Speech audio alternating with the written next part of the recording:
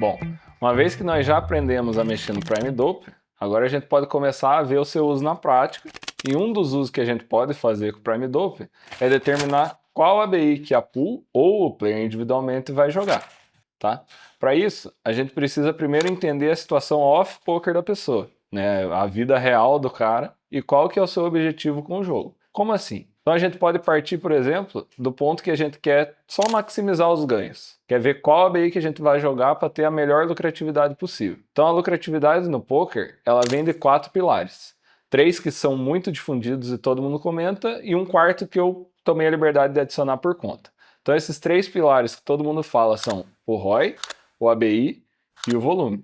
E o quarto pilar que eu gosto de colocar é a duração do torneio também. Então, primeiramente falando de ROI versus ABI versus volume, se a gente fizer a multiplicação dessas 3 variáveis, nós vamos chegar no lucro esperado para um player ou para uma pool num determinado período.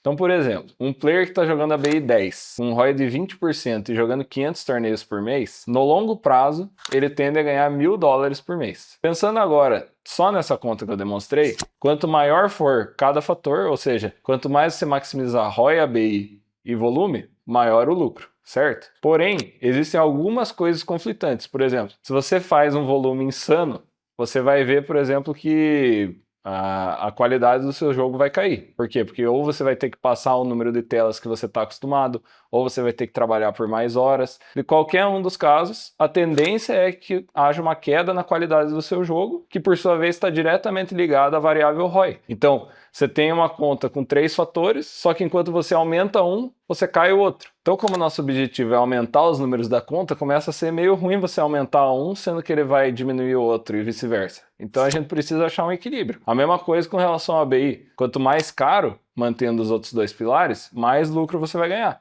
Só que o problema é que quanto mais caro o jogo que você está jogando, tende a ficar mais difícil, né? Então, de novo, vai aumentar o ABI, vai cair o ROI. Então, também é algo que a gente tem que achar um equilíbrio. A questão com a duração dos torneios que eu comentei é que a gente pode ter 2 torneios com o mesmo buy-in, o mesmo ROI esperado, só que na hora do grind a gente fica em dúvida, pô, qual dos dois eu registro? Qual que deve ser a minha prioridade? E aí, para calcular isso, eu gosto de trazer para uma mesma base de comparação e fazer o seguinte, eu jogo o torneio que acaba mais rápido. Porque daí eu estou trabalhando menos tempo para ganhar a mesma lucratividade. É como se você pudesse trabalhar meio período e ganhar o mesmo salário de um cara que faz a mesma função e trabalha o dia inteiro.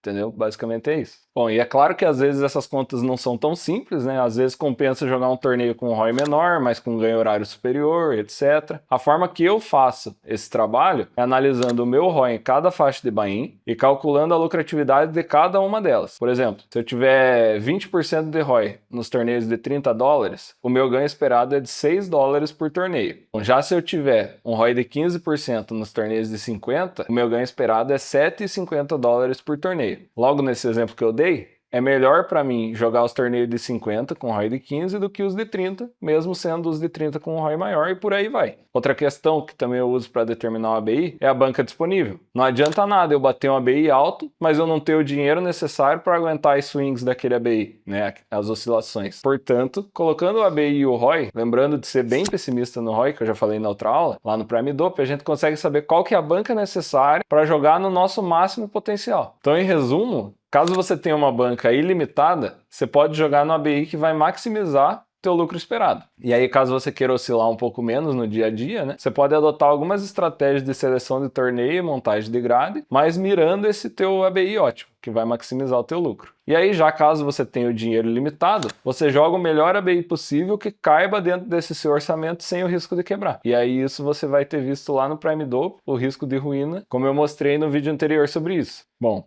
então aqui, igual está calculado nesse exemplo genérico, se você tiver jogando ABI 50 com ROI de 10% e você quiser ter praticamente 0% de chance de quebrar numa amostragem de 1000 torneios, você precisa ter uma banca de quase $10.000. Aí vamos supor, pô, eu quero jogar esse ABI, mas eu não disponho dessa banca. O que eu posso fazer? Uma das coisas que você pode fazer para jogar o mesmo ABI é você jogar torneios menores. Então você vê aqui que eu simulei agora, em vez de torneios de uma média de players de 100 players que estava aqui, eu coloquei 50 players, fields menores, menos variância. E aí a gente consegue ver o impacto aqui, ó, de você cortar a média de players pela metade e você vê que a banca necessária para não quebrar, com o mesmo ROI, no mesmo ABI, com a mesma amostragem, caiu para quase a metade. Caiu para 6 mil em vez de 10 mil. Então essa é uma das estratégias que você pode adotar. Outra coisa que você pode fazer, se você tem aquela tua banca limitada, é jogar um ABI mais barato. Que daí você, primeiro que você tende a ter um ROI maior, mas mesmo que você mantivesse o mesmo ROI naquele ABI menor, já seria o suficiente para você poder não quebrar com essa tua banca mais limitada. Beleza? E por aí vai. Usando o Prime Dope você pode brincar bastante e entender qual cenário mais faz sentido para você. E agora a gente já aprendeu a determinar o ABI. Na próxima aula eu vou te explicar um pouco sobre como determinar a banca necessária. A gente vai ver o mesmo que a gente viu agora, só que do outro viés.